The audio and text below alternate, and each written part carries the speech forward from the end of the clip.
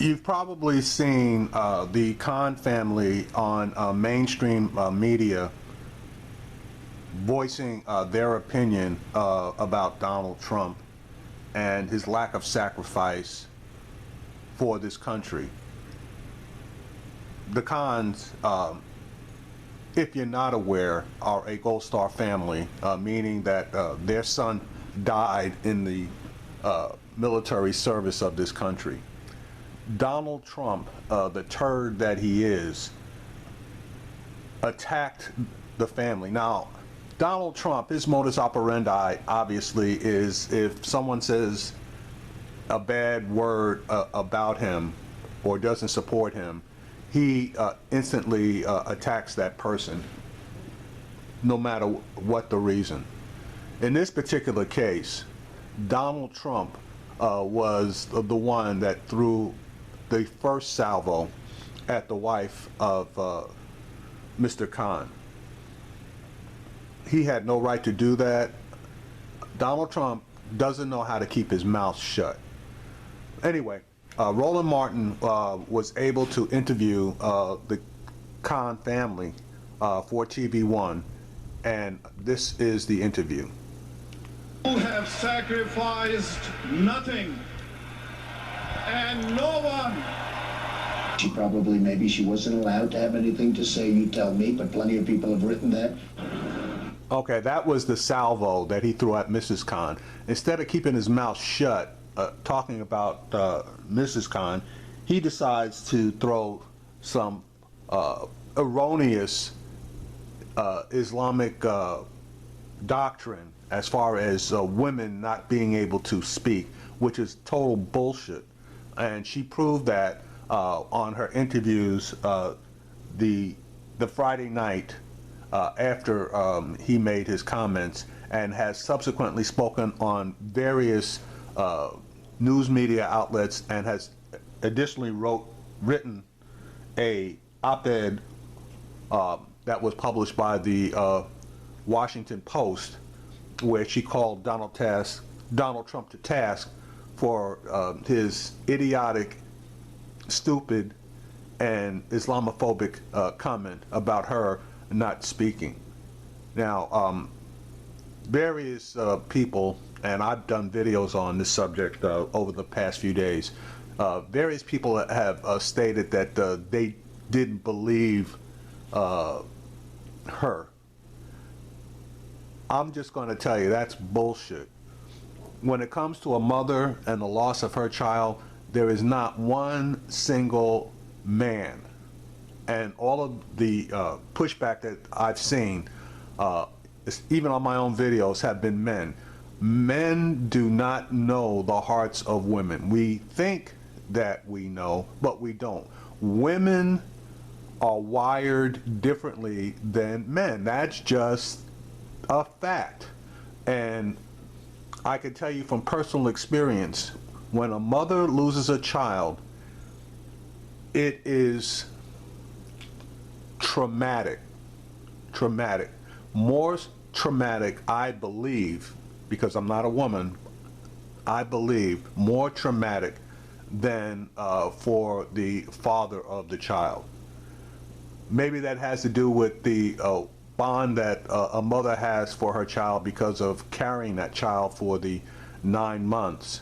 And we all know that mothers are nurturers, and for you to nurture that child all throughout his years and then to see that child gone, it leaves a hole. Now, it leaves a hole for men as well as women, but we don't know the hole that it leaves in a woman, how deep and profound it is. I can tell you that my wife lost a child, and it almost killed her.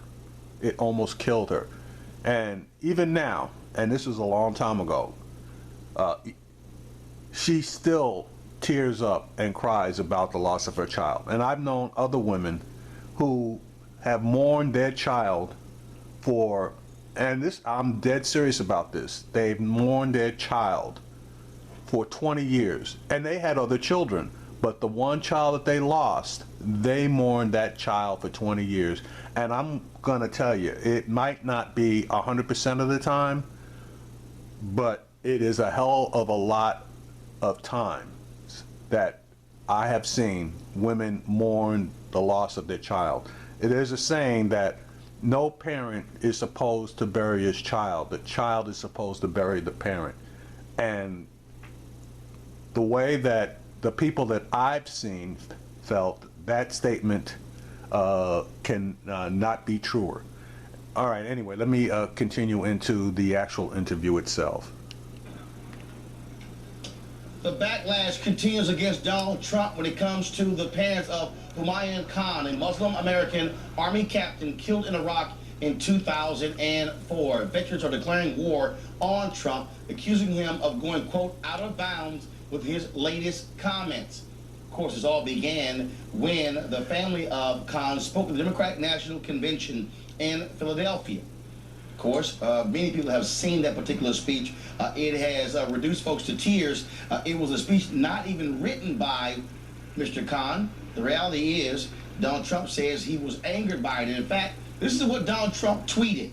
Mr. Khan, who does not know me, viciously attacked me from the stage of the DNC and is now all over TV doing the same. Nice. Well, yep. All right. And what Mr. Trump wrote was true. But the funny thing about it was they had on two families at the RNC that did the same thing to Hillary Clinton. One mother went so far as to blame Hillary Clinton directly for the loss of her son. How did Hillary Clinton handle that? She basically thanked the mother, for the service of the son, and she stated that the mother is obviously entitled to her own opinion, and she cut it off there. That's why you don't hear a giant firestorm as far as Hillary Clinton and the Gold Star families represented within the Republican Party. Donald Trump went the opposite. Yesterday, 17 families released a letter, votevets.org, blasting Donald Trump, saying it's time for him to apologize. But Khizr Khan says they're way past an apology. Also, Senator John McCain on yesterday also blasted Donald Trump, saying his comments against Khizr Khan and Khan's family are absolutely wrong. I had an opportunity yesterday to talk to the Khans right here in the hallways of News One Now, and here's our conversation. It's the love and affection and support had been overwhelming. It has affirmed our belief that America is alive, America is decent, America is loving, America is caring. Yeah, there had been some burdens on the family, on especially Mrs. Khan. She's not a political person, neither am I. We are very private, but she's in a very delicate situation. So, and she will speak how she had been feeling since then. But it has been wonderfully overwhelming with support, with kindness of people, and acknowledgement of the sacrifice of our son. So it's been wonderful. Mrs. Khan? Actually, it was very tiring and very heartbreaking for me, because I have to say again and again how I felt that day. And I don't appreciate this, because that was just my feeling that I could not explain that time. How everybody is asking me again and again, when everybody saw how much love I got from them without saying anything. I really appreciate, and I love America too. All American, all over the world, thank you very much for your support. With the death of your son, they are seeing the face of Muslim Americans who believe in this country, who serve this country, who love this country. That is so true, that the recognition, the tribute that they paid to Humayun and his sacrifice, and is an acknowledgement that we are all equal citizens of this country. This candidate continues to divide us. He continues to create the fear of division. Fear mongering is not good political practice at this time. So it hardens us to see that we are as equal, as good as any other person. And that is the beauty and that is the strength of this country. Former longtime advisor Donald Trump, who throws out that you are a double agent for the Muslim Brotherhood. And just another example of pushing these things to the extreme. That is, this is nothing new. In the history of this country, such sentiments have always existed. Look at what they did to our leaders of civil rights. The history is there. I don't need to name. We can simply look back and we see that these things are, these burdens we have to carry, we have to bear to be on the right side of the time. We are on the right side of the time and they are on the wrong side of the time. The time will prove it and history will prove it. We are writing the better chapter of the history. Mrs. Khan, is it heartening to you that your husband holds up that pocket U.S. Constitution and now all of a sudden the Constitution has reappeared on the bestsellers list? Folks are buying the U.S. Constitution because of what your husband did. I think he always has that, always, and he has always given to the people, whoever comes and visit us, even from, if they are from, not United States, they are from abroad, from Pakistan or Iran or Saudi Arabia or anywhere. He has given them this because he feels proud of this. He is very proud of this. And if it's on best-selling list, I think it should be always on best-selling list. Not just because he said it, it should be always, because it gives you very strong strength. You're going to make it perfectly clear, both of you, that no matter how many folks try to attack, how many folks try to tear down, that you're not going to be silenced in speaking up for your son, speaking up for the country? We will be betraying his sacrifice and his mission if we now say, oh, well, this is a little too much and we are going to sit home and enjoy this political process and let a schoolyard bully, I don't call him bully, I call him a schoolyard bully, that is going to deter us and malign the sacrifice of not only Captain Humayun Khan, but hundreds of thousands of other young men and women of all color and race and ethnicities that are in Arlington Cemetery. Their message is the message of defense of good America, the message of strong America, the message of equal America, the message of equal rights America.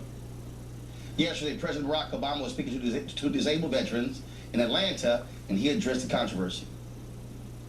Let me say this. No one has given more for our freedom and our security than our Gold Star families.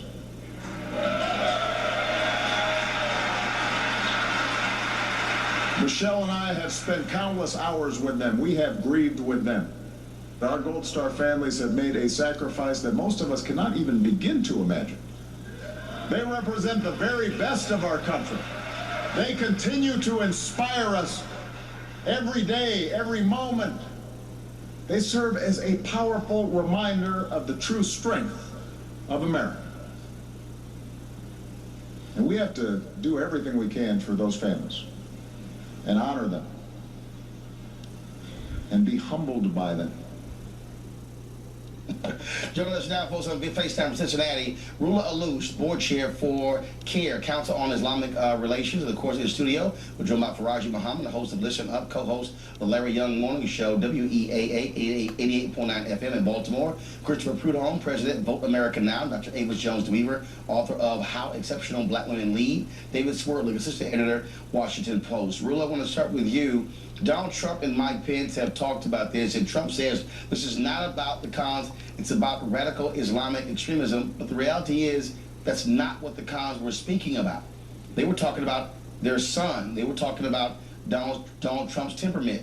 Do you have a problem with all of a sudden trying to make this about radical Islamic extremism as opposed to the issue that is Donald Trump insulting the parents of a Muslim American soldier?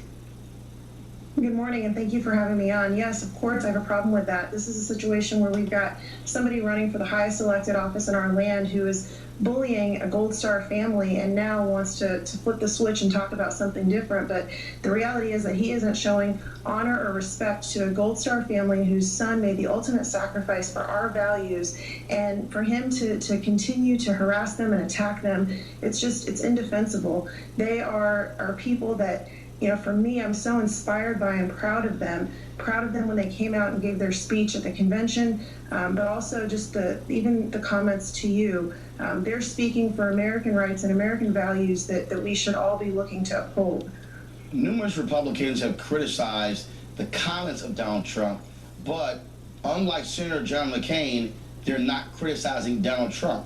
How can you criticize the comments and not criticize the person making the comments? Yeah, I don't know how people are in good conscience making that decision. Certainly the family should be respected and should be honored, particularly the sacrifice that their son made and that the sacrifice that the family makes for them. And his specific attacks against Mrs. Khan were specifically, he's using tired and played out stereotypes about Muslim women and about trying to say that she didn't have a voice, and clearly her voice is being heard since the time on that stage. But even on the stage, she didn't speak, but she spoke through her heart and through her presence. It was a graceful and dignified presence, and quite frankly, it spoke 1,000 words. Do you believe that what we're witnessing here is Donald Trump, Governor Mike Pence, not being too particularly happy with American being sympathetic to a Muslim American family, and this is an effort for them to continue to denigrate Muslim Americans? Yeah, he's built a campaign around racism, Islamophobia, xenophobia, and all forms of bigotry. He's trying to divide the country, and what's been beautiful to see is the Khans being uplifted by people and supported by them, as they should be. They're a Gold Star family, and they're speaking about values that we all should come together to uphold, and that certainly seems very contrary to what that campaign seems to want to do. All right. Rula Alouche with CARE, we appreciate it. Thanks a lot. Thank you for having me. I want to go to our panel here. So folks, again, the one thing you do not do in this country, you do not attack veterans. That's what Donald Trump did, and that's why he's getting the pushback. Yeah, and Roland, I think, you mentioned at the top that the campaign, the Trump campaign has pushed back and said this is not about the veteran service, this is about talking about radical Islamic terror. But that's exactly wrong. As your guest pointed out a second ago, not only is it about the sacrifice of the family, but if you go out, I actually went out to Arlington National Cemetery on Saturday, went to the gravesite of Captain Khan, and you look out there, and that's what you see. The uniform graves, mostly crosses, but crescents for Muslims, Jewish stars, Buddhist symbols, etc. It's everybody the same there, being sacrificing for the country, and there's no hoopla, there's no politics, there's no political campaign out there. It's just the soldiers who lost their lives, and that's what Donald Trump seems to have lost sight of. Well, here, Donald Trump cannot handle criticism. No, there's a very easy way to say, I understand first of all, I appreciate the service of their son. I appreciate their sacrifice. Everyone's entitled to their own perspective. Thank you very much. He cannot do that. No, he's not a man. He cannot do that. Look at what happened. His initial reaction had nothing to do with radical Islam. It had to do with, oh, well, he attacked me first. It sounds like a 2-year-old. Come on now, I have a 13-year-old that has more maturity than Donald Trump. And how old is he? 70? This man is narcissistic, he's psychopathic, he is someone who has no empathy at all, apparently. And what other better way to show it than to see him attack and denigrate over and over again the parents of a dead child who gave his life for this country that he is claiming to want to lead. Well, I certainly agree, and I think it sets a poor example, especially for the younger generation coming out watching Mr. Trump. I think the mother obviously didn't want to speak for her own reasons. She's grieving, and I had a chance to read a couple articles about that. At the end of the day, it's their right to do what they want to do, and he certainly should have been a lot more empathetic and a lot more respectful and understand the situation. Yeah, those are two words he has never shown. He didn't understand the definition of Raji. You know, the big thing that I saw from this, and billionaire investor, you know, talked about, I have sacrificed nothing. So how can a man of Donald Trump's stature stand in front of a couple of parents and then at the end of the day who just lost his son and said he sacrificed when he was just building a bunch of buildings? So I guess that gets to the heart of the matter. The humanity is not there. And this situation, Roland, is more troubling, not because of Donald Trump, because Donald Trump is who he is, but for the folks that continue to support Donald Trump at this point, to see that there are some real big character flaws in this man. Absolutely. And some inconsistencies in how he view, and as you said, talking about looking at just the lack of humanity and the morality of it. That speaks a lot, especially for a president who is looking to represent all Americans. Also, go ahead. Not only did he not sacrifice anything, this man dodged the draft not once, not twice, not 3 times, not 4 times, but 5 times. Actually, it was 6 times. 2 of them were student deferments. I'm sorry, 4 of them were student deferments, and 2 of them were medical deferments for bone spurs, which he never had surgery on and have magically disappeared. 5 times he put in a deferment and did not serve. So he is the last bone spurs in his feet. Yes. Yeah, bone spurs in his feet, but now at 70 he has perfect health. What happened? Did it sort of miraculously cure itself over time? Yeah. All right, folks, when we come back, we'll... Mr. Mohammed hit it on the head. It's not even really Donald Trump. It's the people that support him. All of his surrogates, as soon as they are interviewed, they immediately try to spin. They try to move this over to Islamic jihadist terrorism. They try to get away from this. And when they get pinned down, they basically try to spin away from this, where this is just a matter of common decency. I cannot believe that more people have not repudiated Donald Trump. They claim that they repudiate the remarks, but they still support him. You may not like someone, but this is my question. The devil is evil, and obviously you want to repudiate his acts and the things that he does. But what good is that if you don't repudiate the devil himself? How can Donald Trump change unless people come down on him en masse like a ton of bricks? He recognizes sentiment, but he just believes that his way of doing things, his message, his direction is stronger than everyone else's. And it's now up to us to show him that it's not. Donald Trump has a problem, and the problem is he does not know how to admit a mistake and apologize. And that will get you into more trouble than necessary. If you make a mistake, the easiest and quickest way to deal with that mistake is to admit it, apologize, and move on. Instead, Donald Trump does the exact opposite. He will not admit the mistake, he will not apologize, and in most cases he doubles down, which makes the problem even worse. Now, if you have a president of the United States that can't see that he is human, he's fallible, he can make a mistake, and then take action to remedy the mistake, We are in a hell of a lot of trouble if this guy gets in there, and God forbid that he does.